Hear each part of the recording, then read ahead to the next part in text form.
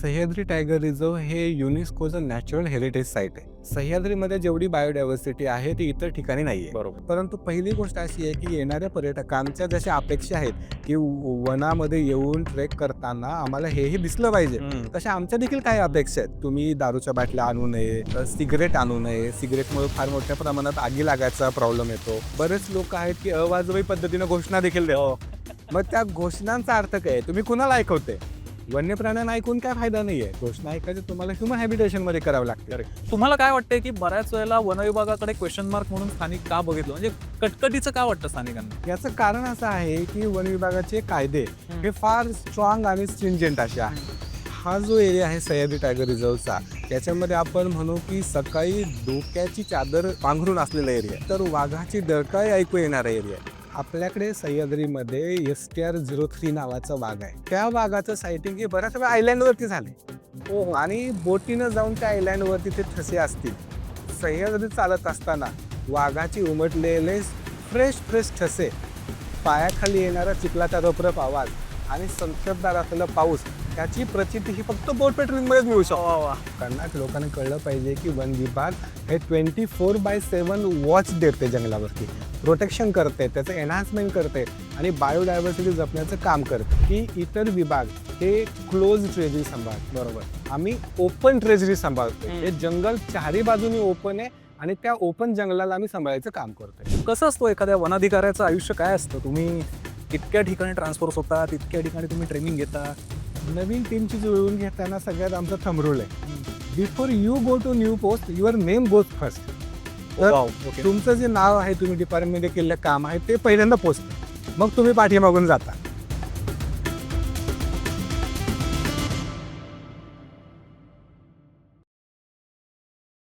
नमस्कार मित्रांनो, मी ओंकार ओक. उन्हाळ भटकंतीच्या उन्हाळ ट्रॅव्हल, गप्पा आणि गोष्टी आणि सह्याद्री टायगर रिझॉर्टच्या एक्सप्लोर विथ फील्ड डायरेक्टर या सेगमेंटमध्ये मी तुमचं मनापासून स्वागत करतो. कोयना अभयारण्य किंवा चांदोली अभयारण्य किंवा एकूणच सह्याद्री व्याघ्र प्रकल्प हे आपल्याला म्हटलं की आपल्याला आठवण होते ती वासोटा किल्ला, जंगली जयगड, भैरवगड, प्रचितगड, पाथरपुंज वगैरे या सगळ्या क्षेत्राची. आता झालंय असं की नोव्हेंबरचा महिना पडलाय, थंडीचे दिवस चालू झालेत, पर्यटनाचा हंगाम चालू झालेला आहे आणि आता सह्याद्री टायगर रिझर्व्हनी एक नवीन वळण घेतलंय असं आपण म्हणूया. त्याचं कारण असं आहे, सह्याद्री टायगर रिझर्व्हच्या फील्ड डायरेक्टर म्हणजेच क्षेत्र संचालक यापदी नुकतीच नियुक्ती झालेली आहे. ते आमचे मित्र श्री तुषार चव्हाण सर यांची. तुषार सर, तुमचं मनःपूर्वक स्वागत या धन्यवाद. सेगमेंटमध्ये. आजचा जो सेगमेंट आहे तो आम्ही आता शूट करतोय मुनावळे या गावामध्ये, जे वासोटा किल्ल्याच्या जवळ आहे.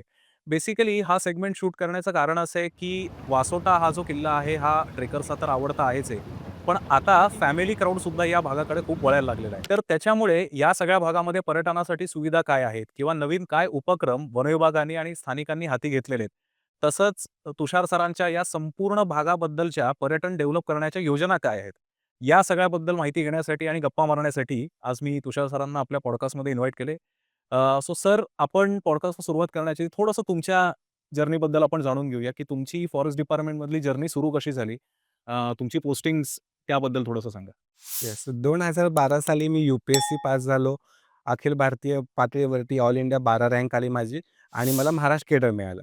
महाराष्ट्रामध्ये सर्वात पहिल्यांदा काम करताना एक्स्ट्रीम जो आपला लांबचा जिल्हा आहे, तो गोंदिया आणि गडचिरोली या दोन्ही जिल्ह्यात देखील मला काम करण्याची संधी भेटली. त्यानंतर मी नाशिक जिल्ह्यामध्ये काम केलं. तदनंतर मी पुणे जिल्ह्यामध्ये आलो. पुणे वाईल्डलाईफमध्ये काम केलं आणि सध्या मी सह्याद्री टायगर रिझर्वचा क्षेत्र संचालक म्हणून आहे. कशी जर्नी होती? कसा तुमचा अनुभव होता? कारण तुम्ही जसं म्हणलात तसं, की तुम्ही राज्यस्तरीय परीक्षा क्लिअर करून तुम्ही आला होतात. पण ऑन फील्ड काम करणं हा एक वेगळा अनुभव असतो. तर त्याबद्दल काय सांगाल? ऑन फील्ड काम करताना खूप चॅलेंजेस आहेत, कठीण परिस्थिती असते. आपल्याला फार रिमोट एरियामध्ये काम करावं लागतं. जसं की गोंदिया असेल, गडचिरोली असेल, इथल्या लोकांमध्ये मिसळून, तळागाळाशी नातं जोडून आणि वन विभागाचा जो अजेंडा आहे, तो सर्वसामान्यांपर्यंत घेऊन जाऊन त्याला एक विकासाचं नवीन रूप देऊन, गडचिरोलीमध्ये आता आपण पाहतोय की गेले 10 वर्षामध्ये नक्षलिझमचं प्रमाण खूप कमी झालंय. याच्या पाठीमागं शासनाने विविध केलेली कामं असतील, ते कामं लोकांपर्यंत पोहोचवणं असेल, त्यांना सुखसुविधा देणं असेल, त्यांचं फॉरेस्टमधून अर्थार्जन असेल, अशा वेगवेगळ्या गोष्टी आपण केल्या आणि त्या करताना एक वेगळ्याच प्रतीचा आनंद हा आपल्याला प्राप्त होत असतो. सो सर आता सह्याद्री टायगर रिझर्व्ह म्हणजे लोकांच्या मनामध्ये प्रश्न असतो, की कोयना अभयारण्य किंवा एकूणच व्याघ्र प्रकल्प म्हणजे नक्की काय? सो एस-टी-आरच्या अंडर काय-काय येतं? सह्याद्री व्याघ्र प्रकल्पामध्ये एक अभयारण्य आणि एक नॅशनल पार्क आहे. बरं. पहिलं जे अभयारण्य आहे कोयना अभयारण्य आहे. तसंच दुसरा जे नॅशनल पार्क आहे तो चांदोली. या दोन्ही एक अभयारण्य, एक नॅशनल पार्कचं मिळून सह्याद्री टायगर रिझर्व्ह बनले. याच्यामध्ये कोर क्षेत्र आहे आणि बफर क्षेत्र आहे. साधारणतः 1160 स्क्वेअर किलोमीटरचं टायगर रिझर्व्ह हं, आहे. हं. त्याच्यामध्ये अर्धा कोर आहे आणि अर्धा बफर आहे. बरं.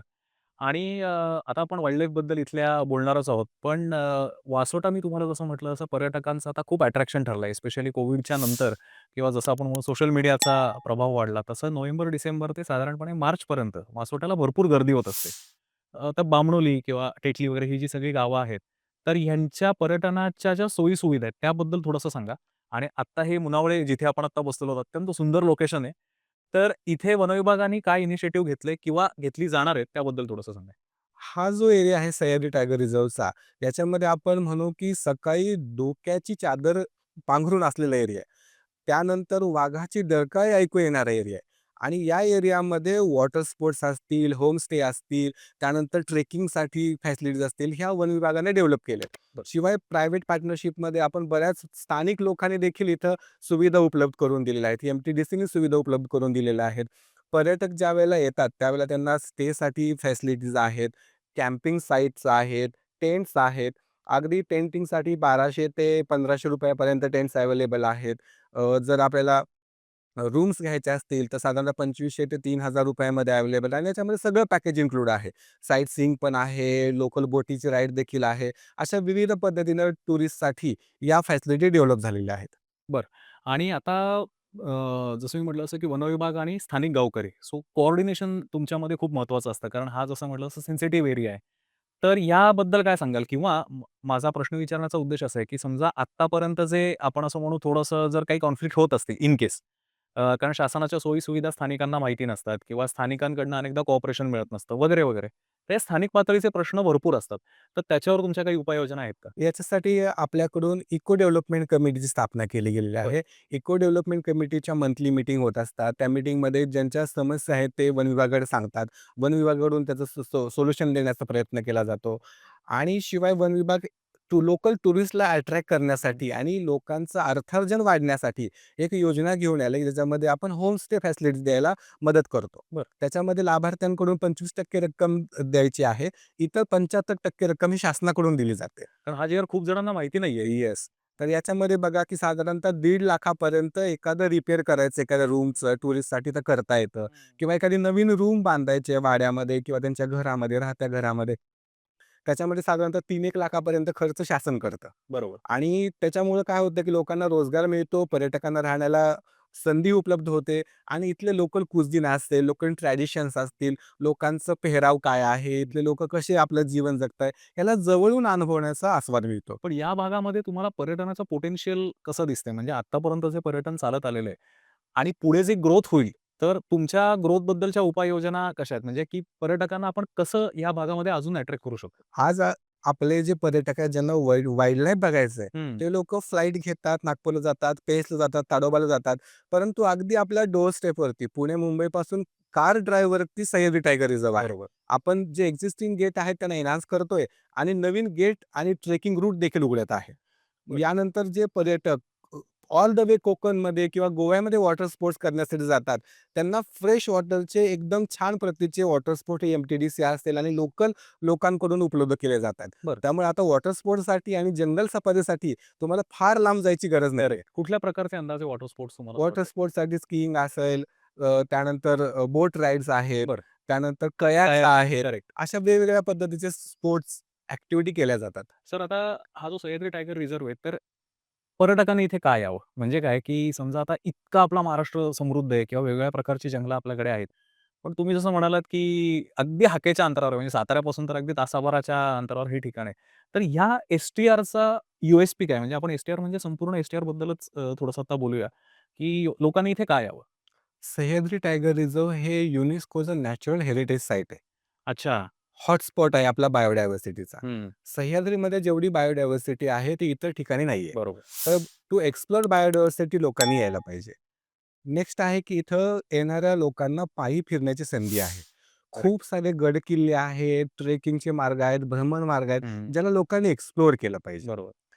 खूप असे अनड्युलेटिंग असेल, चढ-उतार आहेत, दऱ्या-खोऱ्या आहेत, नदी-नाले आहेत, असं वाईड व्ह्यूनं आपल्याला बघता येतं. हं. सह्याद्रीचा लँडस्केप हा एक मोझॅक पद्धतीचा लँडस्केप आहे. बरोबर. त्याच्यामध्ये गवती कुरणं आहेत, पठारावरती सडे आहेत, ज्याच्यामध्ये कासचं पठार असेल किंवा इतर अनेक पठार आहेत, झोळंबी पठार आहेत. राइट.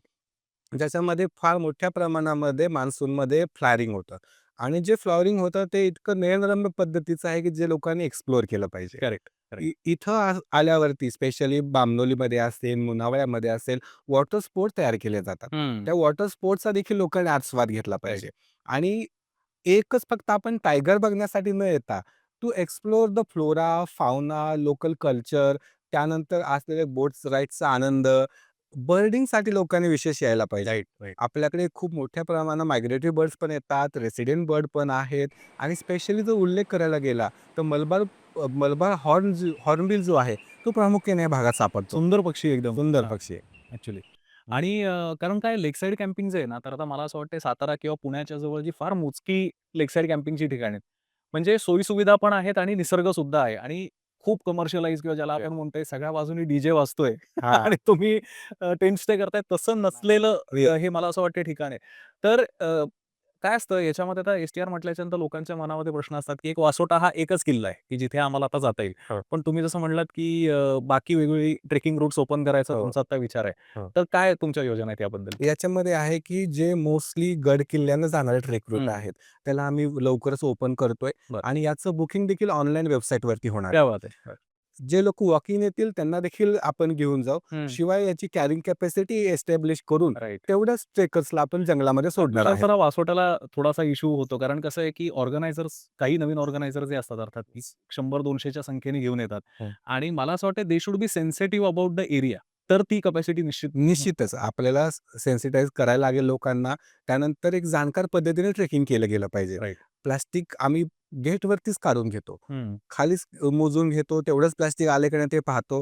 जेणेकरून वरती कुठल्याही पद्धतीचं लिटरिंग झालं नाही पाहिजे. करेक्ट. शिवाय काय आहे, की ऑर्गॅनिक वेस्ट असेल तर ओके. परंतु इनऑर्गॅनिक वेस्ट कोणतीही वरती टाकली नाही हं. पाहिजे. आपले जे पर्यटक येतात त्यांनी आधी वेल इन्फॉर्म केलं पाहिजे, की आम्ही इतक्या संख्येने येतो. काय होतं, की एकाच वेळेला सगळे पर्यटक गेटवरती आले, तर ते आल्यावरती त्यांना रोखणं खूप राइट. अवघड होऊन आणि जातं. मॅनपॉवर आणि हे कॉन्फ्लिक्ट पण येस. होतं. आणि साइड बाय साइड आता आपलं जे व्हिजन आहे, की मुनावळे असेल, बामणोली असेल, कांदाट असेल, सॅटेलाइट टुरिझम एरिया आपण तयार करतोय. जेणेकरून पर्यटक फक्त वासोडेलाच जाणार नाहीत, करेक्ट. तर इतर गडांवरती आणि किल्ल्यांवरती देखील जातील. Right, right. कारण मला असं वाटतं हे कुठेतरी पर्यटन म्हणजे ट्रेकर्स आणि वनविभाग यांच्या कोलॅबोरेशननी होणं गरजेचं आहे.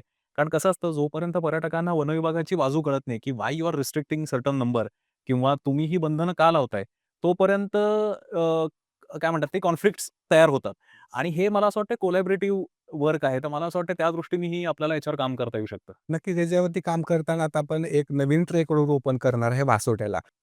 तुम्ही मुनावळ्याबद्दल म्हणालात, तर मुनावळ्या आता थोडंसं ग्रोथ व्हायला लागली मुनावळ्याची. कारण पूर्वी ट्रॅडिशनली आपण आधी तापोळा, त्याच्यानंतर मध्ये टेकली, नंतर बामणोली, पावशेवाडी आणि आता मुनावळे. येस. तर आता कुठेतरी मुनावळे हे वासोट्याच्या थोडंसं जवळ जाणारं असल्यामुळे इथनं बोटिंगचा टायमिंग कमी आहे वगैरे, वगैरे. तर मुनावळ्यामध्ये वॉटर स्पोर्ट्स सोडून तुमच्या लोकल लोकांनी ह्या व्यवसायामध्ये इन्व्हॉल्व व्हावं, यासाठी तुम्ही काही मार्गदर्शन किंवा मोटिव्हेशनचा काही प्लॅन आहे का तुमचा? नक्कीच. इथं प्रामुख्याने जे लोकं आहेत, हं. इथं साधारणतः 8 ते 10 गावं आहेत, हं. की ज्यांची इकॉनॉमी तेवढीशी स्टेबल नाहीये. बरोबर. त्यांना होमस्टेसाठी आपण प्रोत्साहन देतोय. शिवाय साईट सीइंगसाठी देतोय.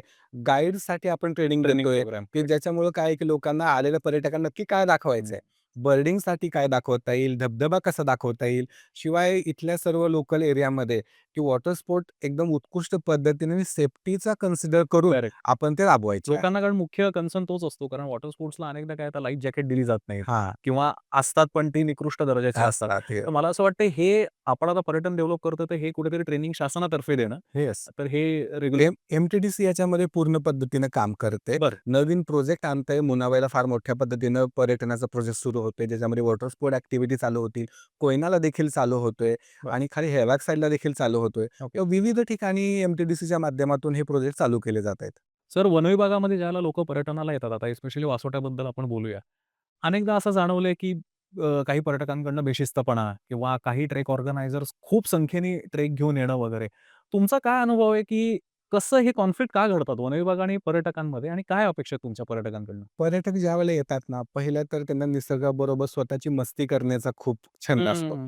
बरेच पर्यटक आहेत ते लपून-छपून दारूच्या बाटल्या घेऊन जाणं, असं प्रिस्टीन लोकेशन आहे म्हणून दारू प्यायला करेक्ट, बसणं, करेक्ट. स्नॅक्स घेऊन येणं, चिकन मटनची डिमांड करणं हं. किंवा ते कॅरी करणं, असे खूप उद्योगी लोकं येतात. राइट. मग याच्यासाठी वन विभागाचं अपील आहे, की असे उद्योग करू नये. हं. पहिली गोष्ट तर हे अभयारण्य नॅशनल पार्क हे वन्यजीवांसाठी बनलेलं आहे. हं. वन्यजीवांना त्यांचा हॅबिटॅट प्रिस्टीन ठेवला पाहिजे. बरोबर. जे पर्यटक येतात ते गेटवरती वाद घालतात. वाद घातला की त्याच्यामध्ये भांडणं होतात. हं. मग आपल्या स्टाफला एकदम सॉरी फिगर बनून जाते, की त्यांना हो. करायचं काय नक्की? व्हिक्टिमच बनतात ते. व्हिक्टिमच बनतात. मग अशा वेळेला आम्हाला स्ट्राँग ॲक्शन घ्यावी लागते हं. कायद्यानुसार. वाईल्ड लाईफ प्रोटेक्शन ॲक्टमध्ये असेल किंवा IFAमध्ये असेल, याच्यामध्ये गुन्हे बुक करावे लागतात. हं. गुन्हे बुक केले की ज्यांना जे यंग लोकं येतात, त्यांच्यावरती गुन्हे झाले की परत नोकरीचा प्रॉब्लेम हो. येतो. मग तिथून त्यांच्या पॅरेंट्सचं प्रेशर वाढतं. बरोबर. परंतु पहिली गोष्ट अशी आहे की येणाऱ्या पर्यटकांच्या जशा अपेक्षा आहेत, की वनामध्ये येऊन ट्रेक करताना आम्हाला हेही दिसलं पाहिजे. हं. तशा आमच्या देखील काही अपेक्षा आहेत. आमच्या ज्या अपेक्षा आहेत त्याच्यामध्ये काय आहे, की तुम्ही दारूच्या बाटल्या आणू नये, सिगारेट आणू नये. सिगारेटमुळे फार मोठ्या प्रमाणात आगी लागायचा प्रॉब्लेम येतो. येताना आपण नॉन-व्हेजचे आयटम आणू नये, ज्याला हिंस्र प्राणी अट्रॅक्ट होतात. हं. लेपर्ड असेल, जाकॅल असेल, हायना असेल, कोणतेही प्राणी त्याला अट्रॅक्ट होऊन जातात. येणारा जो क्राउड आहे, त्यांनी येताना सगळ्यात पहिलं तर लाऊड म्युझिक लावू नये. हां. बरेच ट्रेकर मी पाहिले, की येताना एवढं काहीतरी डिव्हाइस कॅरी करायचं, ब्लूटूथ डिव्हाइस. मोठ्या-मोठ्यानं म्युझिक लावायचं आणि त्याचा आस्वाद घ्यायचा. तुम्ही निसर्गाचा आस्वाद घ्यायला आलाय, हं. तर ते लाउड स्पीकरचा आस्वाद तुम्ही तुमच्या घरी घेऊ शकता. ॲक्चुअली. बरोबर. पण निसर्गातल्या वन्य प्राण्यांना आणि पक्ष्यांना डिस्टर्ब होतो. त्यामुळे पहिलं तर पर्यटकांनी लाउडस्पीकर नाही लावला पाहिजे. कुठल्याही प्रकारचं मोठ्यानं गोंगाट नाही केला पाहिजे. बरेच लोक आहेत, की अवाजवी पद्धतीनं घोषणा देखील देतात. हो. मग त्या घोषणांचा अर्थ काय आहे? तुम्ही कुणाला ऐकवताय? हं. वन्य प्राण्यांना ऐकून काय फायदा नाहीये. हं. घोषणा ऐकायची तुम्हाला ह्युमन हॅबिटेशनमध्ये करावं लागते. करेक्ट. इथं करून काय फायदा नाही. बरेच सारे उत्साही लोकं येतात, की आम्हाला मोकळं रान दिसले, आम्हाला झाडे लावायची अरे हे कुरण आहे. कुरणामध्ये नाही का झाडे लावायला गरज नाही. करेक्ट. जर आपण सगळ्याच ठिकाणी झाडं लावली, तर गवत खाणाऱ्या प्राण्यांनी करायचं काय? हो. बरोबर. त्यामुळं प्रत्येक गोष्टीचे प्रोटोकॉल आहेत. उत्साही लोकांनी येताना रिस्पॉन्सिबल पद्धतीने यायला पाहिजे. मोकळ्या जागेवरती झाडं लावता नाही येत, तिथं कुरण आहे हे जाणलं पाहिजे. त्यानंतर काय आहे, की येताना सगळ्या पर्यटकांनी इथं आल्यावरती येणाऱ्या पर्यटकांनी वासोटा ट्रेकला असेल किंवा बोटमध्ये असेल, आपल्या सेफ्टीचा कन्सर्न केला हं. पाहिजे. बरोबर. आपल्या रीलसाठी किंवा Insta पोस्टसाठी हे सेफ्टीला डावलून कॉम्प्रोमाईज करतात. त्या बोटच्या इथं खाली वाकून व्हिडिओ घ्यायचा, हां. एखाद्या दरीच्या ठिकाणी जायचं आणि तिथं टायटॅनिक पोज द्यायची. हं. अशा गोष्टी टाळल्या पाहिजेत, की जेणेकरून वन विभागाला अपघात झाल्यावरती जो रेस्क्यूसाठी आमची साधनसंपत्ती, आमचा वेळ जातो, तो वाचेल बरोबर. आणि लोकांचे जीव देखील वाचतील. हं. एक मोकळा धबधबा आहे, एखादा झरणा आहे, एखादी दरी आहे म्हणून कुठेही उडी मारू नये. हं. कारण आतमध्ये खूप छोटे-छोटे अंकुचित दगड असतात, राइट. आतमध्ये झाडं अडकलेली असतात. त्याच्यामध्ये पाय अडकू शकतो आणि बाहेर न आल्यामुळे जीव जाऊ हं. शकतो. त्यामुळं जिथं-जिथं नो गोचे बोर्ड आहेत, ते लोकांनी पाळले पाहिजेत आणि तिथून पुढे क्रिटिकल डिस्टन्समध्ये जाऊ नये. पण तुम्हाला असं वाटतं सर, की आपल्यामध्ये सिव्हिक सेन्स खूप कमी आहे, स्पेशली ह्या पर्यटनाच्या म्हणजे मी हा प्रश्न इतक्या स्पष्टपणे का विचारतोय? आज तुमच्या अंडर इतका मोठा एरिया आहे आणि तो इतका सेन्सिटिव्ह आहे, की जिथे खरं तर ह्युमन हॅबिटॅट असणं पण अपेक्षित नाहीये. काही त्यातला तर अजून कोर तर खूपच लांबची गोष्ट आहे. पण वासोट्यासारख्या एरियामध्ये लोकांना तुम्हाला असं वाटतं, की एका ट्रेनिंगची किंवा काय म्हणतात आपण त्याला जागरूकपणाची गरज आहे, की तुम्ही वागावं कसं जंगलात जाऊन? येस, आम्ही टू डू लिस्ट जे आहे ते जागी-जागी लावलेलेच आहेत. लोकांनी ते वाचल्या पाहिजेत हं. पहिल्यांदा आणि आमचा स्टाफ देखील खूप सूचना देत असतो, की काही करायला पाहिजे, काही नाही केलं पाहिजे.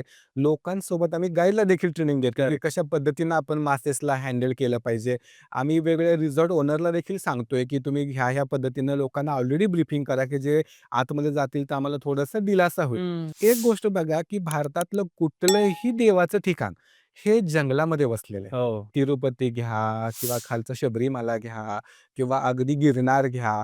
प्रत्येक टुरिस्टचं लोकेशन आणि प्रिस्टीन लोकेशन हे जंगलात आहे. Correct, correct. जे आपले ऋषीमुनी, देव सगळे जंगलात येऊन का राहिले?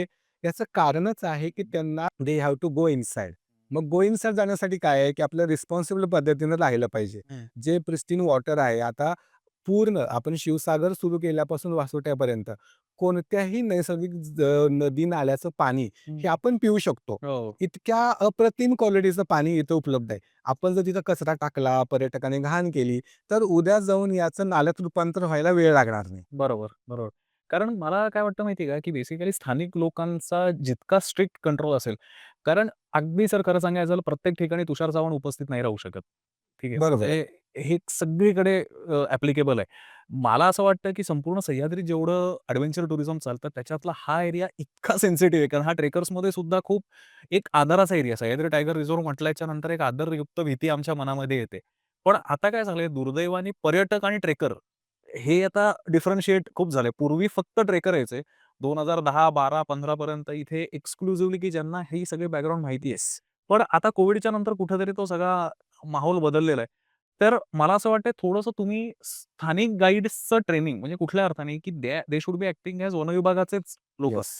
तर त्याच्या काही तुमच्या योजना आहेत किंवा आमची ट्रेकरशी तुम्हाला कशा पद्धतीने मदत होऊ शकते? निश्चितच आता ट्रेकरकडे फार मोठ्या पद्धतीनं स्टे आणि इथिक्सचं नॉलेज असतं. हं, त्यांनी लोकल ठिकाणी आल्यावरती आता एखादा पर्यटक हरिश्चंद्रगडावरती गेलाय किंवा हरिहरवरती पर्यटकांचं नियोजन झालंय, त्याची माहिती लोकल टुरिस्टला दिली पाहिजे. हं. काय आहे की सीइंग इज बिलिव्हिंग. आम्ही हां. आम्ही असं करणार आहे की इथल्या लोकल लोकांना आणि गाईड लोकांना घेऊन वेगवेगळ्या ठिकाणी दाखवायला घेऊन जाणार आहे, हं. की काय पद्धतीनं टुरिझम मॅनेज करेक्ट, केलं जातं. करेक्ट. अगदी आपण महाराष्ट्राच्या बाहेरचं उदाहरण जर बघितलं, तिरुपतीला गेल्यावरती अगदी खाली डोंगराच्या खाली चेकिंग होतं हो. आणि ओन्ली द प्रिस्क्राईब थिंग्ज आपण वरती घेऊन जाऊ शकतो. त्या पद्धतीनं आपण इथं टुरिस्टला माहिती देण्याचं काम करणार आहे हं. आणि सगळ्यात पहिलं तर पॉडकास्टच्या माध्यमातून मला सगळ्यांना अपील करायचं आहे, की येणाऱ्या पर्यटकांनी एक जाणकार पद्धतीनं जंगलाला भेट दिली पाहिजे. जंगलाला तुम्हाला शिकवायचं नाहीये, जंगलाकडून शिकून जायचंय ही गोष्ट आपण लक्षात ठेवली पाहिजे. सो सर इथला मुख्य जो व्यवसाय आहे तो बोटिंगचा खूप छान व्यवसाय आहे. कारण इतकं सगळं आपल्याला छान क्षेत्र मिळालेलं आहे. तर काय असतं बऱ्याच वेळेला बोटिंगमध्ये म्हणजे आता हे आम्हाला पर्यटकांकडूनच किंवा ट्रेकर्सकडून आलेले फीडबॅक की थोडीशी क्वालिटी निकृष्ट असते बोटिंगची किंवा थोडेसे सेफ्टी कन्सर्न्स असतात. आता काय आहे की बेसिकली हा सगळा शिवसागर जलाशय सुद्धा आपल्या अंडर येतो. तर मला असं वाटतं थोडंसं बोटींना एन्हान्स करण्यासाठी किंवा थोडंसं त्यांची सिक्युरिटी मेजर्स वाढवण्यासाठी काही तुम्ही सांगू शकाल का? की मेंटेनन्स वगैरे या अर्थाने? नक्कीच. बोटिंगचा मेंटेनन्स आता ज्या पद्धतीने टुरिझम वाढत आहे, हं. त्यामुळं आता ज्या कंपन्या सप्लाय करतात, हं. त्यांना देखील रिपेअर बेस इथे उघडावे बरोबर, लागतील. बरोबर. त्यासाठी देखील आपण बोलणी करू हं. आणि येणाऱ्या पर्यटकांसाठी ज्या बोटी आहेत, त्या तर चांगल्या पद्धतीनं असतील, तरच एम-टी-डी-सी त्यांचं रजिस्ट्रेशन घेतं. अच्छा. आणि त्याच बोटी फक्त पर्यटकांसाठी वापरल्या जातात. हं. त्याचं रजिस्टर आणि त्याचं रजिस्ट्रेशन एम-टी-डी-सीकडे असतं बरं. आणि त्याच बोटी फक्त आपण अलाउड करतो आतमध्ये जाण्यासाठी. बरं, बरं, बरं, बरं. कारण काय होतं ना सर, बऱ्याच वेळेला तर लाईफ जॅकेट दिली जात नाहीत वगैरे आणि नवीन लोकांच्या मनामध्ये हे प्रश्न पडतात, की समजा जर उद्या काही मिसहॅप झाला, तर आमच्याकडे रिकोर्स काय? तर मला असं वाटतं हा तुमचा मुद्दा खूप नवीन बोट चालक वगैरे जे असतील किंवा बोट क्लब जे आहेत, येस. तर त्यांच्या दृष्टीने खूप महत्त्वाचं ठरेल. मला आता बेसिकली विचारायचं आहे, की आता पुढचा जो आपला सगळा म्हणजे दाजीपूरचा वगैरे एरिया आहे किंवा प्रचितगड, भैरवगड वगैरे हा सगळा एरिया आहे. तर इथे तुमच्या काही उपाययोजना आहेत? काही ट्रेकिंग रूट चालू करणं वगैरे अशा काही? नक्की. दाजीपूरमध्ये करणार आहे आपण, राधानगरीत करणार आहे. अगदी सागरेश्वरमध्ये देखील ट्रेकिंग चालू करतोय. खाली आपण चांदोली नॅशनल पार्कमध्ये ट्रेकिंग चालू करतोय हं, आणि हे ट्रेकिंग चालू करताना प्रत्येक रेंजमध्ये साधारणतः 1 ते 2 ट्रेक रूट असतील हं, आणि तेवढेच मॅनेज करायचे, चांगल्या पद्धतीने हं, हं. करायचे. लोकांना सायनेजेस लागतील. करेक्ट. कारण बऱ्याच वेळा जंगलामध्ये लोकं गेले, की त्यांना रस्ता नाही सापडला. बरोबर. कारण जंगल आतमध्ये सगळं सारखंच दिसतं. त्यामुळे आम्ही सायनेजेस लावतोय. सायनेजेसकडून आपल्याला जाण्याचा मार्ग, ज्या निश्चित मार्गाने आपण पर्यटकांना अलाउड करणार आहे, त्याच मार्गाने त्यांनी जायचं आणि त्याच मार्गाने परत यायचंय. इतरत्र भटकल्यानंतर त्याचे कॉन्सिक्वेन्सेस फार वेगळ्या पण मला पद्धतीने वाटतं होतात. रेग्युलेटेड टुरिझम तुम्ही जे म्हणताय ना, तर ते तसं तसं पद्धतीने हे होऊ शकतं. येस. ह्याच्यामध्ये काय आहे, की कॅरिंग कॅपॅसिटीनुसार आपण जर टुरिस्टला पाठवलं, हं. तर ते कॅरिंग कॅपॅसिटी एक्सीड होणार नाही आणि जंगलावरती अननेसेसरी जास्त लोड येणार नाही. राइट. या पद्धतीने आणि ज्या वन्य प्राण्यांचे भ्रमण मार्ग असतात, हं. त्यांना शिकार करायचे असते, त्यांना बरेच गवे आपण पाहतो, की ते त्या रस्त्यांवरतीच येऊन ग्रेझिंग करत असतात. बरोबर. आणि या भागामध्ये स्पेशली गव्याचं अस्तित्व मोठ्या प्रमाणात आहे, अस्वलांचं आहे, वाघांचं आहे.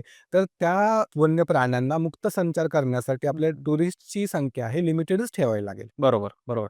कारण मला असं वाटतंय सर ऑनलाईन ज्याला आपण बुकिंग म्हणतो, आता हे तर खूप महत्त्वाचं झालेलं आहे आणि कसं आहे महाराष्ट्रातले बऱ्यापैकी किल्ले फॉरेस्ट डिपार्टमेंटच्या अंडर येतात. आता जसं अंधारवनला राहुल सरांनी केलंच कारण ते खूप रेग्युलेटेड छान पद्धतीने आपल्याला करता येऊ शकतं. येस. तर एस-टी-आरसाठी तुमचा काही प्लॅन आहे, की जेणेकरून जसं तुम्ही म्हणालात, की यू आर राइटली सेड, की कॅरिंग कपॅसिटी.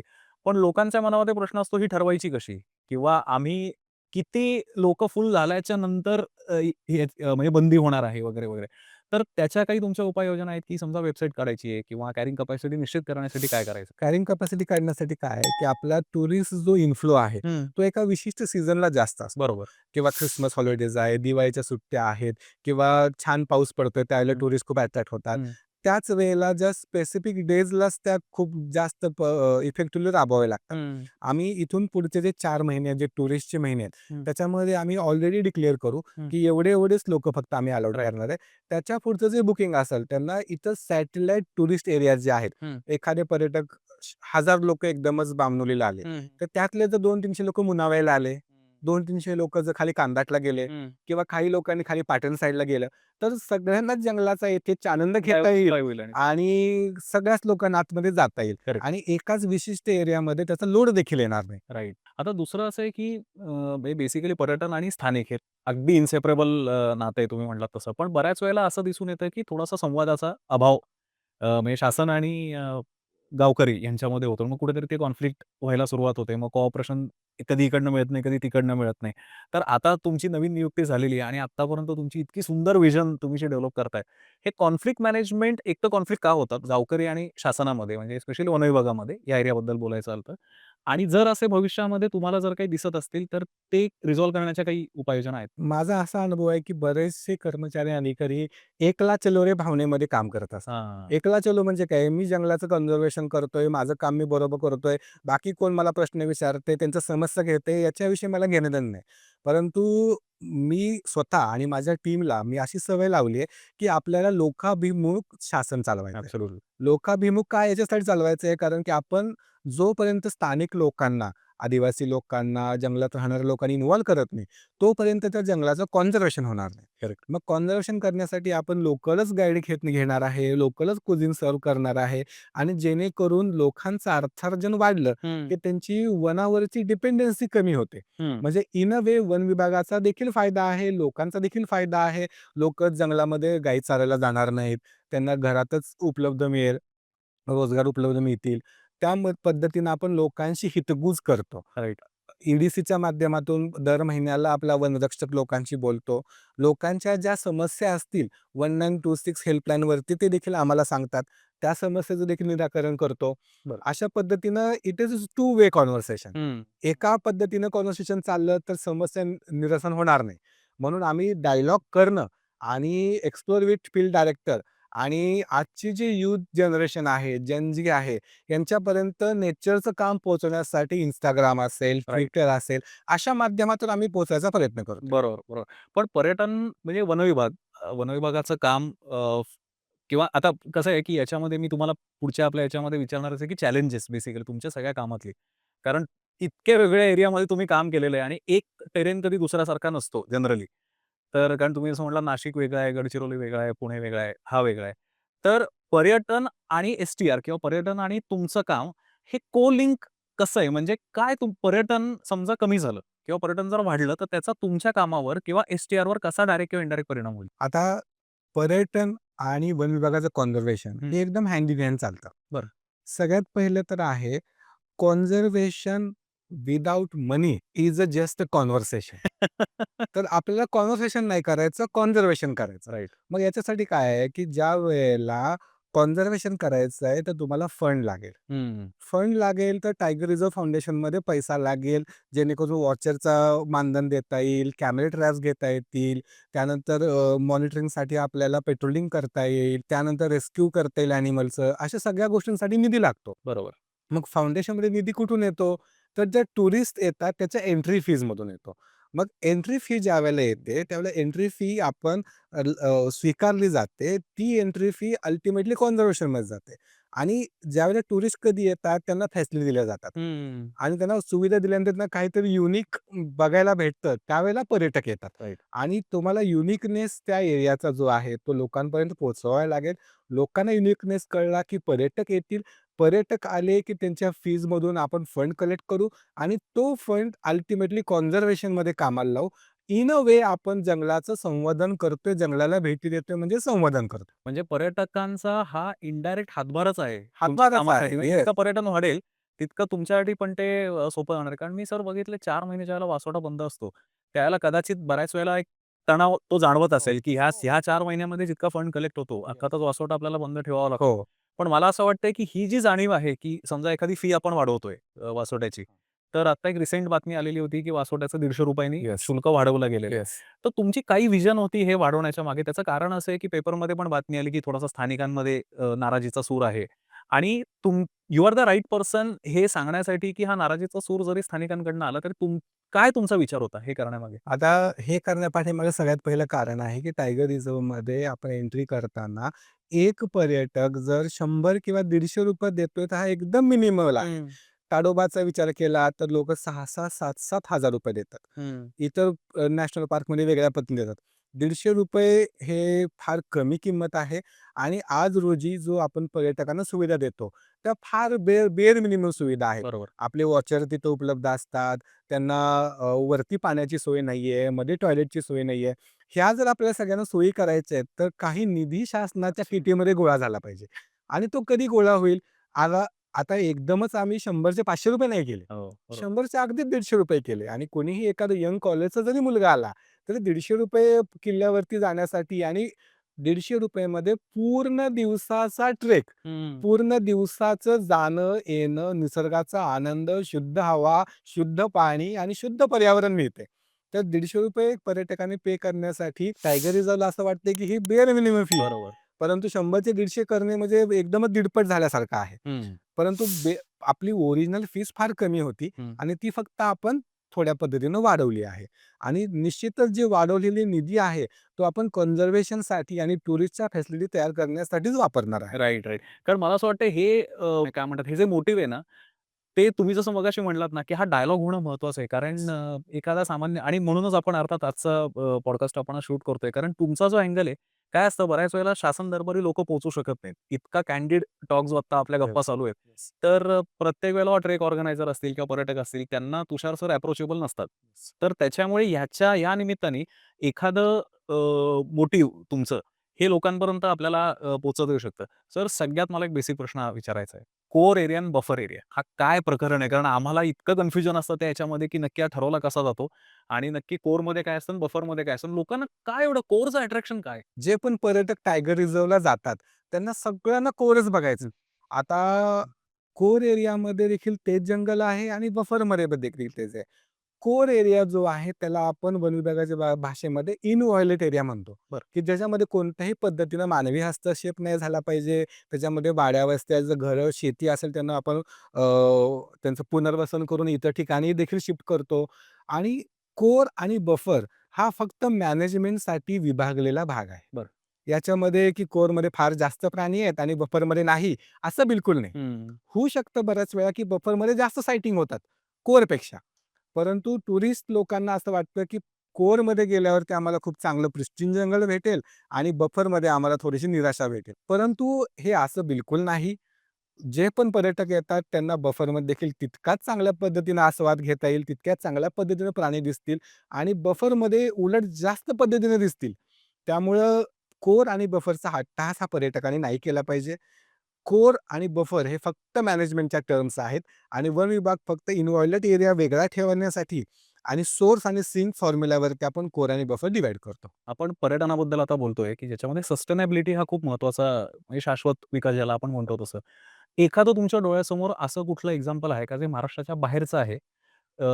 की ज्याच्यामध्ये तुम्ही ते आदर्श तो डोळ्यासमोर ठेवू शकता, की जसं कर्नाटक असेल किंवा तामिळनाडू असेल, की हे जर मला इथे माझ्या एरियाच्या अंडर करता आलं, तर हा एरिया खूप छान डेव्हलप होऊ शकतो. तर तिथे नक्की काय घडतंय असं एखादं एक्झाम्पल तुमच्याकडे आहे का? आणि तेच आपल्याला इथे कसं इम्प्लिमेंट करता येईल? स्पेशली सह्याद्री टायगर रिझर्वचा लँडस्केप आहे. हं, तो वेस्टर्न घाटचा लँडस्केप आहे हं. आणि सिमिलर धर्तीवरती पेरियार टायगर रिझर्व आहे केरळाचा. बरं. पेरियार टायगर रिझर्वची देखील USP आपल्यासारखीच बऱ्यापैकी सेम आहे. त्यांच्याकडे विस्तृत असा जलाशय आणि वॉटर बॉडी आहे. बरं. तर आपलं जे पर्यटन डेव्हलप होणार आहे, ट्रॅडिशनली जिप्सीचे मार्ग घेऊन जाणं, हे दऱ्या-खोऱ्यांमध्ये, उड्या-नाल्यांमध्ये थोडंसं डिफिकल्ट आहे. करेक्ट. म्हणून आपण बोटीचं जे पर्यटन आहे, ते वाढलं पाहिजे. बोटीचं पर्यटन हा शिवसागर जलाशयामध्ये असेल, चांदोलीच्या जलाशयामध्ये असेल, राधानगरीच्या जलाशयामध्ये असेल. बोटीचा पर्यटनाचा भर दिला, तर जंगल सफारी देखील होईल, बोट राईड देखील होईल आणि वॉटर बर्ड्सचं सायटिंग फार मोठ्या पद्धतीनं होईल. बरोबर. तर वॉटर बर्ड्सवरती आमचं खूप मोठ्या पद्धतीनं भर आहे. याच्यासाठी वन विभाग स्लेज ट्री लावते. हं. स्लेज ट्री म्हणजे काय, की एखादा वॉटर बर्ड आहे, त्याला पर्चिंगसाठी एखादा ओंडका लागतो, जो पाण्यामध्ये उभा आहे. बरं. आता तो ओंडका नैसर्गिक आपला जलाशय हा मानवनिर्मित जलाशय आहे. बरोबर. याच्यामधले जेवढे झाडं होते ते ऑलरेडी बुडी क्षेत्रामध्ये गेले आणि ते नष्ट देखील झाले कालांतरानं. आपण काय करतोय, एखाद्या जंगलामध्ये जुनं जीर्ण झालेलं झाड आहे, जे मृत अवस्थेत आहे. बरोबर. त्याला आणतो आणि तो गाळामध्ये उभा करतो. मग गाळामध्ये उभा केल्यावरती काय होतं, की जलाशय ज्यावेळेला तो त्या गाळाच्या कव्हर करतो, तर वेगवेगळे बर्ड्स असतील, जे वॉटरसाठी पर्चिंगसाठी बसतात. जसं की ब्राह्मणी काईट असेल किंवा कॉर्मोरंट असेल, पानकावळा ज्याला म्हणतात. असे बर्ड वॅल्युविंगसाठी आणि पंख सुकवायसाठी त्या झाडांवरती बसतात. करेक्ट. किंगफिशर असेल, की ज्याला डाईव्ह करून खाली मासा पकडायचा आहे, तो कुठे बसणार? करेक्ट. त्याच्यासाठी आपण अशी झाडं लावणार आहे आणि टुरिझम ज्यावेळेला त्या एरियातून जाईल, त्यांना बर्डिंगचं साईट हमखास भेटेल. मित्रांनो, गंमत बघा तुम्ही आता आपण एका एकदम छान लोकेशनला आलोय. आपलं लोकेशनही चेंज झालेलं आहे आणि जशा-जशा गप्पा रंगतायत, तसं-तसं आपल्याला वनविभागाची उद्दिष्ट, वनविभागाचं पुढचं व्हिजन किंवा अशी एखादी बाजू, की जी तुम्ही आत्तापर्यंत एक्सप्लोर केली नसेल किंवा तुम्हाला माहिती नसेल किंवा तुम्हाला वनविभागाची बाजू समजून घेण्याची संधी, या पॉडकास्टमधनं आपण तुम्हाला देतोय. सर, आपण मगाशी स्थानिक आणि वनविभाग यांच्याबद्दल बोलत होतो. बऱ्याच वेळेला मी मगाशी तुम्हाला विचारलं कॉन्फ्लिक्ट मॅनेजमेंट होते. तुम्हाला काय वाटतंय, की बऱ्याच वेळेला वनविभागाकडे क्वेशन मार्क म्हणून स्थानिक का बघितलं? म्हणजे कटकटीचं का वाटतं स्थानिकांना? नाही, बऱ्याच लोकांना असं वाटतं, की वन विभाग म्हणजे अरे डोकेदुखी आली. हं. याचं कारण असं आहे, की वन विभागाचे कायदे हं. हे फार स्ट्राँग आणि स्ट्रिंजेंट असे आहेत. हं. तुम्ही जंगलातून लाकूड घेऊन जाऊ नका, तुम्ही वन्य प्राण्यांकडं त्यांना बेटिंग करू नका आणि ते प्राणी शेतामध्ये येऊन त्याचं नुकसान करतात किंवा त्यांना शेती आणि जंगल याच्यामधला प्राण्यांना तर काही फरक कळत नाही. त्यामुळे बऱ्याच वेळा असं होतं, की लोकांना सरदर्दी म्हणून वन विभागाकडे बघायची सवय लागली. याचं कारण असं आहे, की तिथं डायलॉग कमी पडतो. One correct. विभागाचा जो फोर्स आहे, तो काही गाव पातळीला नाही बनलेला. हं. तो हा वन पातळीला बनलाय. हा बेसिक फरक आहे. एका वनरक्षकाकडे 10 ते 15, 20 गावं असतात. हं. काही लोकांकडे तालुके असतात. त्यामुळे एक वनरक्षक किंवा एखादा वनपाल हा सर्वसामान्यांपर्यंत रीच होईल असं नाही. त्यामुळे सर्वसामान्य लोकांच्या ज्या आपल्या गोष्टी असतील, त्या रोजच्या रोज ॲड्रेस होतील असं देखील नाही. म्हणून आपल्याला नाही का निसर्गप्रेमींची संख्या वाढवली पाहिजे. लोकांना देखील अंडरस्टँड करायला पाहिजे, की वन विभागावरती कामाचा फार लोड आहे. त्यांच्या पण प्रायोरिटी रोज चेंज होतात. दिवसातून 4-4 वेळा प्रायोरिटी चेंज होतात. असं असताना लोकांचा सहभाग हं. हा आम्हाला वाढलेला पाहिजे. लोकांचा सहभाग वाढला, लोकांचं मॅनेजमेंटमधलं लक्ष वाढलं, की वन विभागाचा लोड ऑटोमॅटिक कमी होईल. पण तुम्हाला असं वाटतं कुठेतरी मॅनपॉवर कमी पडते? मॅनपॉवर निश्चितच कमी आहे. मॅनपॉवर जेवढी डिझायर्ड आहे, भारतामध्ये तर तसे स्किल्ड मॅनपॉवर सगळ्याच फील्डमध्ये कमी आहे. वन विभागातच आहे असं नाही. परंतु जे पण काही रिसोर्सेस आहेत, त्याचा आम्ही परिपूर्ण वापर करून योग्य अशा सर्व्हिसेस देण्याचा प्रयत्न करतोय. ओके. आता आपण पर्यटनाबद्दल म्हणत होतो, की मुनावळे आता खूप इमर्जिंग हे झालेलं आहे. तर तुमचा ज्यावेळेला तुम्ही इथे पहिल्यांदा चार्ज घेतलात, तर त्यावेळेला स्थानिकांचा रिस्पॉन्स कसा होता? की आता तुम्ही जसं समजा काही इंट्रोड्यूस केलत एखादी स्कीम, तर स्थानिकांनी तुम्हाला कोऑपरेट केलं किंवा कसं म्हणजे तुमचा पहिला डायलॉग काय झाला इथे? स्थानिक लोकांचं असं होतं, की वन विभाग त्यांचं त्यांचं काम करते. हं. आम्ही आमचं पर्यटन करतोय. जे एंट्री फी द्यायची, जायचं, यायचं. एकदा का त्या गेटला सोडलं, एंट्री फी होती. पर्यटकांनी त्यांचं त्यांचं बघावं, बरोबर. परत यावं, बोटमध्ये बसावं, परत मुन्नाभावला किंवा बामणोलीला यावं. हं. परंतु आज जो डायलॉग सुरू झालाय, ज्या पर्यटक येतात त्यांना स्टे कम्फर्टेबल आहे का? स्टे असेल तर होम स्टेसाठी आम्ही फॅसिलिटी देतो, त्या लोकांपर्यंत गेल्या पाहिजे. लोकांनी ट्रॅडिशनल कुझिन खाल्लं पाहिजे. आलेल्या पर्यटकांसाठी साधं सोविनर शॉप नव्हतं. म्हणून हो, हो. आता आपण सोविनर शॉप उघडत आहे बामणोलीमध्ये आणि अशा 7 ते 8 लोकेशनला उघडत आहे. बरं. जे लोकं बामणोलीला येतात, टायगर रिझर्व्हला येतात, त्यांना एक आठवण म्हणून काहीतरी घेऊन जायला पाहिजे. करेक्ट. टी-शर्ट असेल किंवा कॅप असेल, किचन असेल किंवा मुली आणि महिला येतील तर कानातील टायगरचं एखादं सुविनर असेल ट्रायबल लोकांनी बनवलेलं. तर अशा वेगवेगळ्या गोष्टी आपण सुविनर शॉपच्या माध्यमातून विकणार आहे. जे लोकं येतायत त्यांच्याशी वन विभागाचं काय काम चालू आहे, याचा अवेअरनेसच नाहीये. बरोबर, मग आपण तो अवेअरनेस देण्याचा प्रयत्न करतोय, बरोबर. की आग लागते म्हणून तुम्ही सिगारेट किंवा आतमध्ये घेऊन जाऊ नका. पोल्युशन होतं म्हणून प्लास्टिक घेऊन जाऊ नका. Only saying no is easy, परंतु व्हाय इट इज नो ते सांगणं डिफिकल्ट आहे आणि ते डिफिकल्ट काम आता आम्ही करत आहे. कारण मला सर अनेकदा असं जाणवलं, की स्पेशली ट्रेक ऑर्गनायझर्स काही जे आता नवीन आम्ही ज्याला अनट्रेन्ड ट्रेक ऑर्गनायझर म्हणतो. काय होतं बऱ्याच वेळेला एक लीडर म्हणून तुमची जबाबदारी असते, की तुम्ही लोकांना ब्रीफिंग करणं किंवा एक तुम्ही ट्रेक लीडरच्या बरोबर फॉरेस्ट डिपार्टमेंटचे किंवा गव्हर्नमेंटचे सुद्धा तुम्ही रिप्रेझेंटेटिव्ह म्हणून तुम्ही लोकांसमोर उभं राहणं गरजेचं आहे.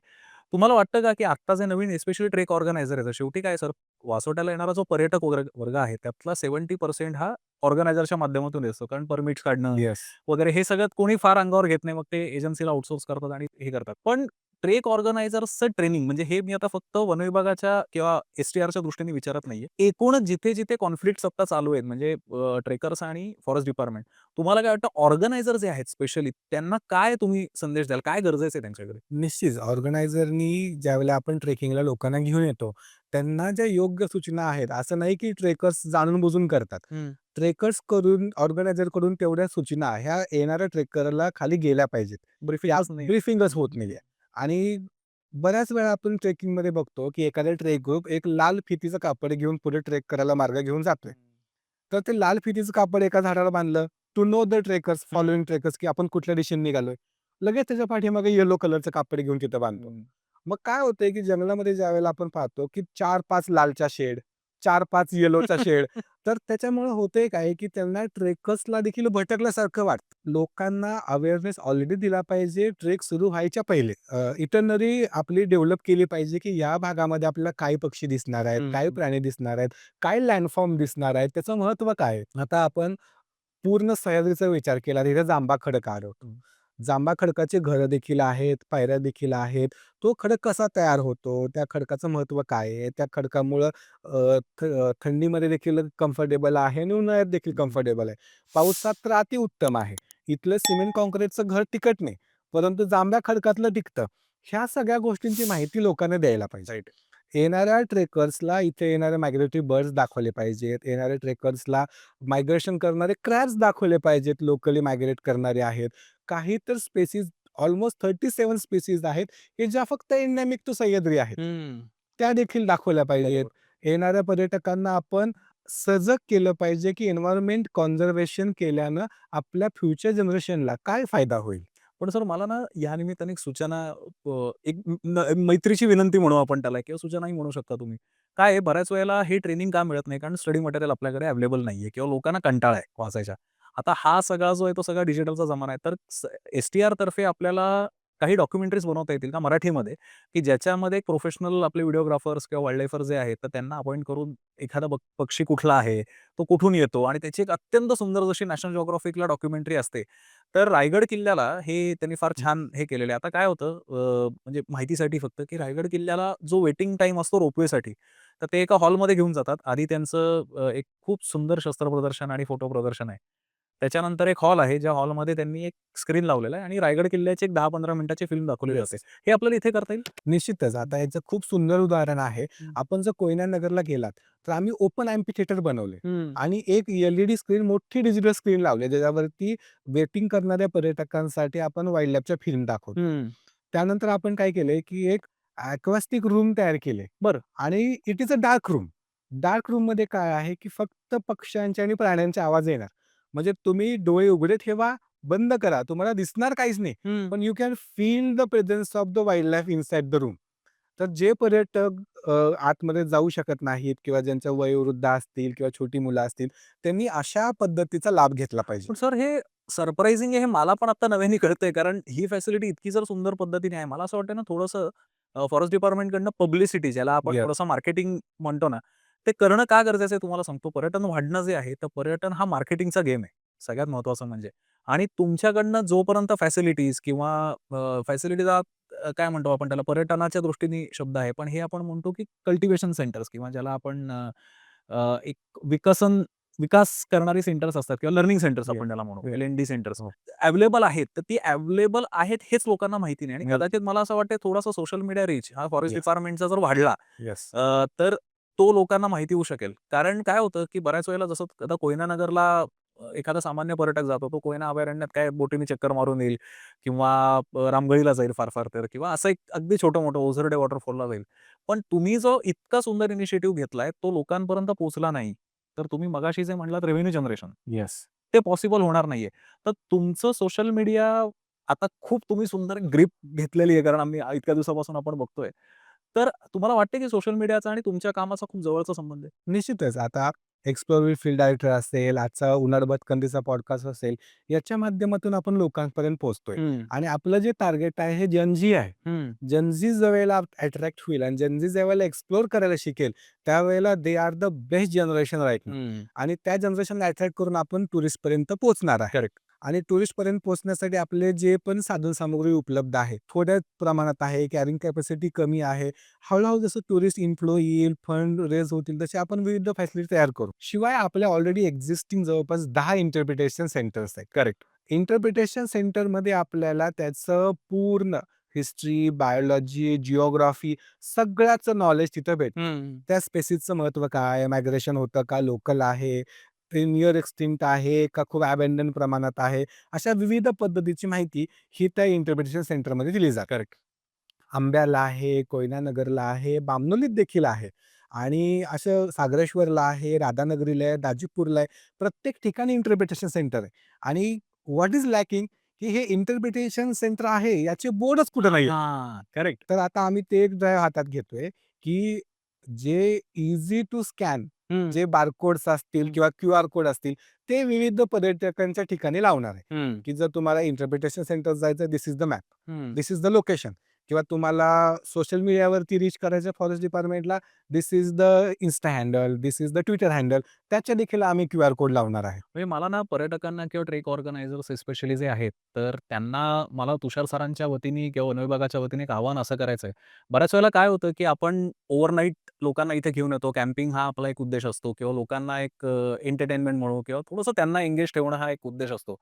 पण प्रत्येक वेळेला फक्त कॅम्प फायर किंवा गाणी म्हणून किंवा प्रत्येक वेळेला त्या पद्धतीची एंटरटेनमेंट देऊनच आपल्याला एज्युकेशन करता येईल असं नाहीये. तर ज्या फॅसिलिटीज वन विभागाने अवेलेबल करून दिलेल्या आहेत, त्या जर तुम्ही लोकांना कॅम्पिंगच्या फॅसिलिटी देण्याच्या बरोबरच किंवा कॅम्पिंगची एंटरटेनमेंट देण्याच्या बरोबरच काही वेळ रिझर्व्ह ठेवून जर तुम्ही इंटरप्रिटेशन सेंटरला व्हिजिट दिली, तर तुमच्याबरोबर येणारा जो पर्यटक आहे, तो सज्ञान होईल या सगळ्या क्षेत्राच्या संबंधित. आणि मला तुमच्या बोलण्यातनं जे सर जाणवलं, की थोडासा वनविभागाचा लोड वाढलेला आहे या सगळ्यामुळे. कारण पीपल आर नॉट अवेअर. तर मला असं वाटतं हा लोड कमी व्हायला मदत होईल. कारण जितके तुम्ही अवेअर व्हाल, जितके तुम्ही इतका खर्च करून डिपार्टमेंटनी ही सेंटर्स उभी केलेली आहेत. त्याच्यात जर तुम्हाला काही बदल हवे असतील, तुम्हाला अजून ते ईझी टू लर्न हवं असेल, तर ते आपण सरांना या पॉडकास्टच्या माध्यमातून आपण ते पोहोचवूया, की त्याच्यामध्ये अजून ते युजर फ्रेंडली कसं करता येईल, की जेणेकरून तुम्हाला एक मजा वाटेल तिथे जायला किंवा तुम्हाला एक अट्रॅक्शन वाटेल. तर ते आपण वी कॅन सर वर्कआउट. पण माझं तुम्हाला सगळ्यांना आव्हान असं आहे, की तुमच्या कॅम्पिंग फॅसिलिटीच्या बरोबरच तुमच्या सगळ्याच्या सगळ्या पार्टिसिपंटना त्या सेंटर्समध्ये नेणं, ती माहिती देणं, त्याच्या आधी तुम्ही ती माहिती घेणं, हे करणं खूप गरजेचं आहे. कारण तेच सरांचं आणि एकूणच आपल्या फॉरेस्ट डिपार्टमेंटचं इंटेन्शन आहे आणि त्याच्यामुळेच आपल्याला सस्टेनेबल टुरिझम डेव्हलप करायला खूप मदत होईल.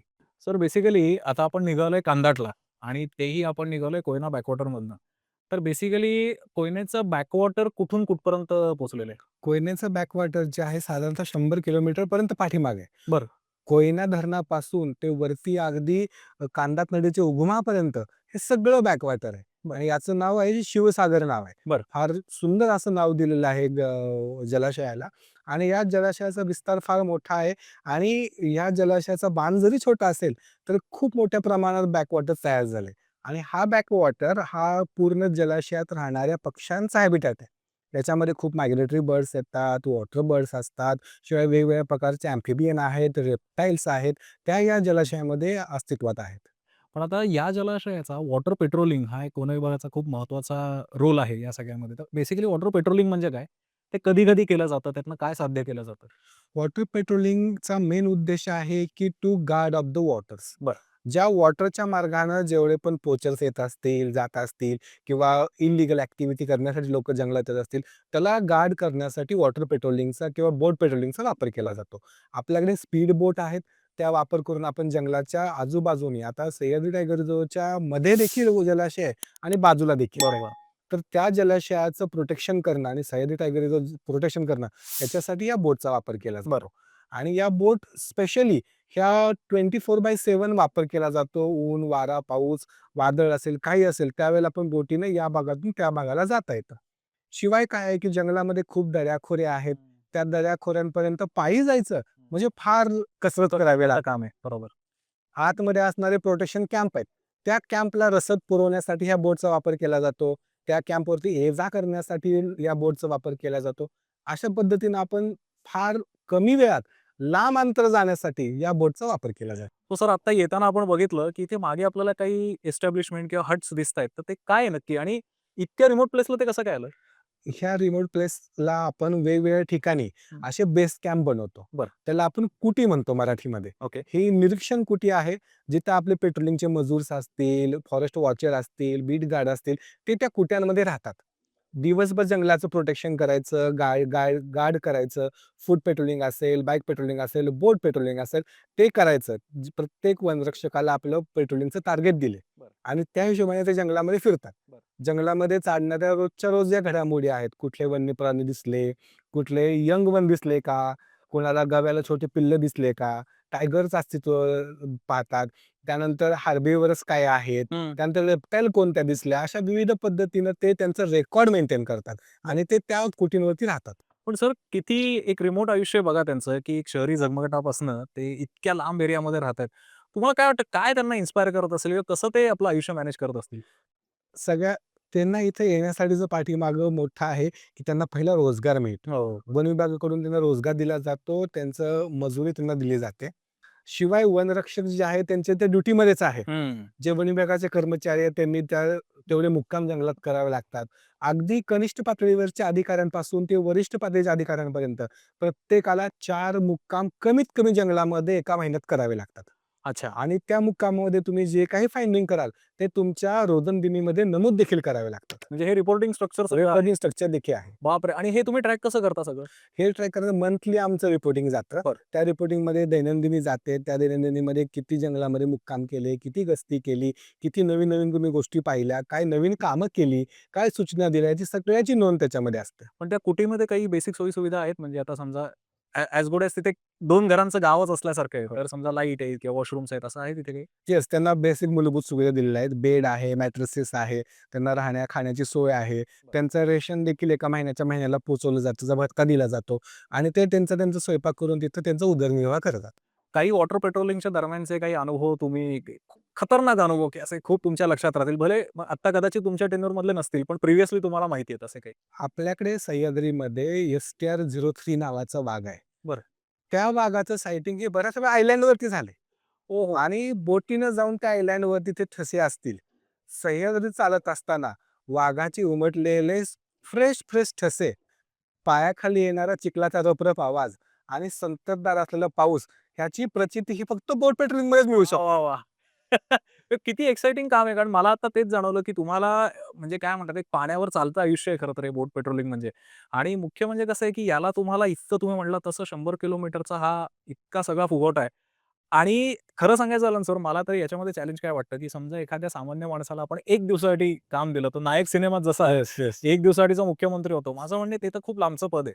तुमच्याबरोबर एखाद्या व्यक्तीला समजा बोट पेट्रोलिंगला उभं केलं, तर त्याला एका रात्रीमध्ये इतके थरारक इथे अनुभव येऊ शकतात किंवा त्याला जी तुमची वनविभागाची आत्तापर्यंत लपलेली बाजू आहे, कारण हे स्ट्रगल लोकांपर्यंत येत नाहीत.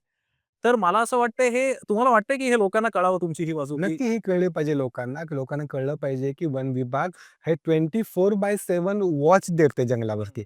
प्रोटेक्शन करते, त्याचं एन्हान्समेंट करते आणि बायोडायव्हर्सिटी जपण्याचं काम करते. करेक्ट. याच्यामध्ये कोणताही खाडा नाहीये, कोणतीही सुट्टी नाहीये.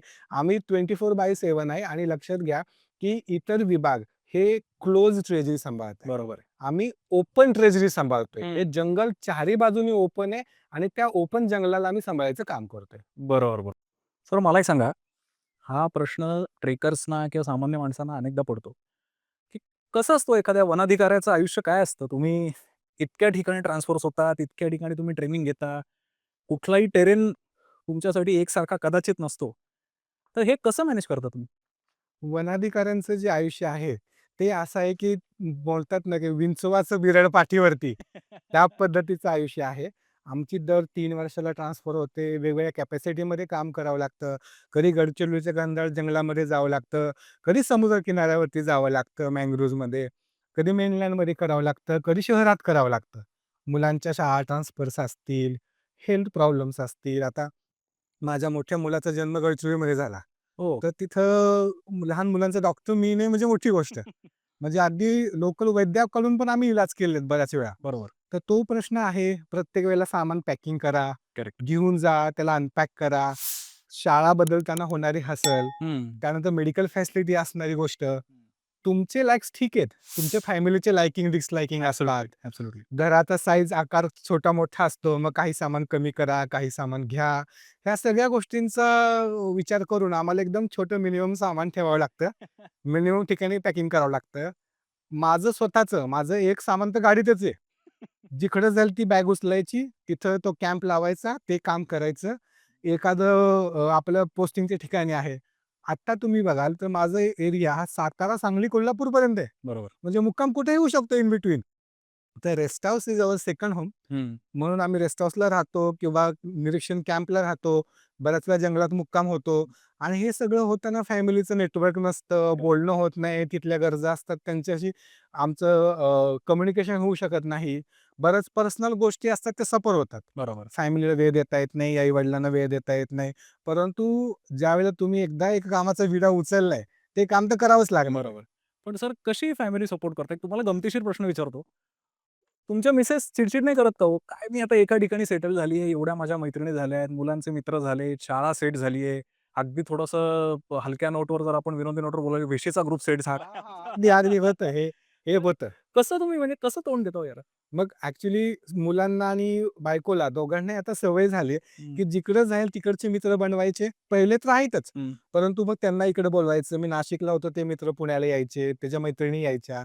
आता आम्ही कोल्हापूरला आलो तर पुणे, नाशिक, अ, गडचिरोलीची लोकं देखील कोल्हापूरला येतात. करेक्ट. म्हणजे आपला देखील कुटुंबाचा विस्तार होतो. बरोबर. ते देखील अडॅप्टेबिलिटी शिकतात आणि त्याच्यानुसार मग आपण चालत राहायचं. पण सर आता यातलं सगळ्यात मोठं चॅलेंज असं आहे, की नवीन टीमशी जुळवून घेणं प्रत्येक वेळेला. येस. त्याच्यापेक्षाही मला असं मोठं चॅलेंज वाटतं नवीन एरियाशी जुळवून घेणं. कारण तुम्ही जसं म्हटलात समुद्रकिनारी 3 वर्ष पोस्टिंग झाल्याच्यानंतर तुम्हाला अशा एखाद्या घनदाट जंगलामध्ये समजा जर आपण पोस्टिंग आणून सोडलं, असं आपण जरा लाईटर नोटवर म्हणूया. कसं कोप अप करता तुम्ही? नवीन टीमची जुळवून घेताना सगळ्यात आमचा थंब रूल आहे. हं. Before you go to new post, your name goes first. तर वॉव! ओके. तुमचं जे नाव आहे, तुम्ही डिपार्टमेंटमध्ये केलेलं काम आहे, ते पहिल्यांदा पोहोचतं. मग तुम्ही पाठीमागून जाता. बरोबर. त्याच्यामुळं काय आहे, की लोकांना माहिती आहे, की what are your likes, dislike, तुम्हाला काम कशा पद्धतीने लागतं. लोकं पण ते जुळवून घेतात. स्टाफ जुळवून घेतो, वरिष्ठ जुळवून घेतात. वरिष्ठ आणि आपले कनिष्ठ अधिकारी हे निवडणं आपल्या हातात नाहीये. अगदी खरं आहे. त्यामुळे जे कोणी आपल्याला मिळतात, त्यांच्याकडून योग्य असं काम करून घ्यायचंय. हं. आणि प्रत्येकाचे गुण-अवगुण आहेत. ज्याच्याकडे चांगले गुण आहेत त्याच्याकडून जास्त काम करून घ्या. काही लोकांकडं आपल्याला काम देताना थोडंसं विचार करून द्यावा लागतो. अशा पद्धतीने टीमशी जुळवून घ्यायचंय. एरियाचा विचार केला as a all India service officer आम्ही पूर्ण भारतासाठी ट्रेन आहे. हं. त्यामुळं ॲज अ आय-एफ-एस आम्हाला कुठे जरी दिलं तर आम्हाला काम करण्याचं आहे. बरोबर. आणि स्टाफ पण काय करतो, की सुरुवातीला ज्या भागात जातो त्या भागाशी एकरूप होतो, लोकांशी भेटतो आणि याच्यामध्ये हँड होल्डिंग आहे. ज्या अधिकाऱ्याकडून आपण चार्ज घेतला त्याच्याशी पहिले हितगुज करायची बरोबर. काय कष्ट आहेत, काय अडचणी आहेत, काय सोल्युशन आहेत, कोण तुमची इन्फॉर्मर आहेत. ही प्रत्येकाला मला वाटत नाही केस असू शकते. काही येस. जण अर्थातच पॅशनेट असतील, निसर्गाबद्दल असतील, की ज्यांना वनविभागामध्ये येऊन काम करण्याची इच्छा आहे. कसं त्यांनी यावं? कुठल्या परीक्षा द्याव्या लागतात? काय कसं असतं? वन विभागात येण्याचे खूप सारे मार्ग आहेत. पहिलं तर सगळ्यात टॉपची एंट्री आहे ते आय-एफ-एस म्हणून जे यू-पी-एस-सी मार्गे येतं. यू-पी-एस-सीमध्ये तुम्ही आय-एफ-एसचा चॉईस द्या आणि तुम्हाला केडर भेटून तुम्ही त्या राज्यात सेवा कराल. परत महाराष्ट्रामध्ये महाराष्ट्र वनसेवा नावाची परीक्षा आहे, हं. जी एम-पी-एस-सी कंडक्ट करतं. त्या एम-पी-एस-सीमधून आपण रेंज फॉरेस्ट ऑफिसर, वन परिक्षेत्र अधिकारी किंवा सहाय्यक वनाधिकारी या दोन्ही पदावरती तुम्ही जाऊ शकता. त्यानंतर आहे की आपण लोकल लेव्हलला भरती करतो. हं. वनरक्षकांची भरती करतो. त्याच्यामध्ये फिजिकल ॲक्टिव्हिटी आहे, त्याचे रिटन एक्झाम्स आहेत. त्या मार्गे तुम्ही वनरक्षक म्हणून भरती होऊ शकता. हे तर वन विभागाचं जे सरकारी डोमेन आहे ते आहे. शिवाय बरेच सारे लोकं हे फोटोग्राफर म्हणून येऊ शकतात. बरेच लोकं पॉडकास्टर करू शकतात अगदी. ज्यांना ज्यांना इंटरेस्ट आहे अशी लोक वन विभागामध्ये एक स्पेशली एन्व्हायरमेंट विंगमध्ये काम करू शकतात. ज्यांना वन विभागामध्ये काम करायचा इंटरेस्ट आहे हे लोक फॉरेस्ट लॉयर म्हणून काम करू शकतात. वन विभागाचे वेगवेगळे आस्पेक्ट आहेत त्या आस्पेक्टवरती काम करू शकतात.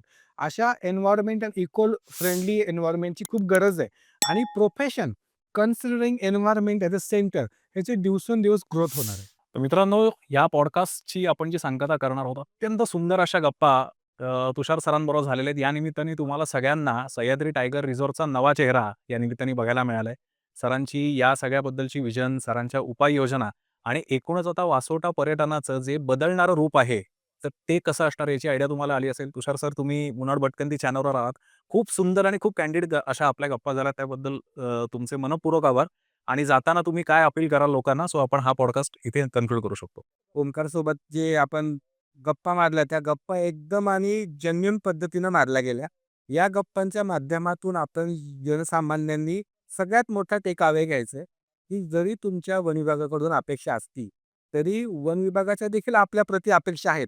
याची जाणकार पद्धतीनं आपण जंगलामध्ये यायला पाहिजे आणि त्या अपेक्षा घेऊन येताना आपण रिस्पॉन्सिबल टुरिझमचा उद्देशाने येऊन रिस्पॉन्सिबल पद्धतीने टुरिझम केलं पाहिजे. सो मित्रांनो, तुम्ही सगळ्यांनी हा पॉडकास्ट बघितलात आणि माझं तुम्हाला सगळ्यांना असं आव्हान आहे, की आपण जसे एक रिस्पॉन्सिबल ट्रेकर आहोत, तर तसं आपण एक रिस्पॉन्सिबल नेचर कॉन्झर्वेटर सुद्धा होऊया. वन विभागाची जी सगळी आपली इनिशिएटिव्ह आहेत, तर त्याला आपण सपोर्ट करूया. समजा जर अशा काही तुमच्या अपेक्षा असतील, की ज्या वन विभागाने एका स्पेसिफिक एरियामध्ये कॅटर करणं गरजेचं आहे, तर तुम्ही आम्हाला नक्कीच संपर्क करू शकता. आणि याच नोटवर आपण आज इथे थांबूया. मनःपूर्वक धन्यवाद.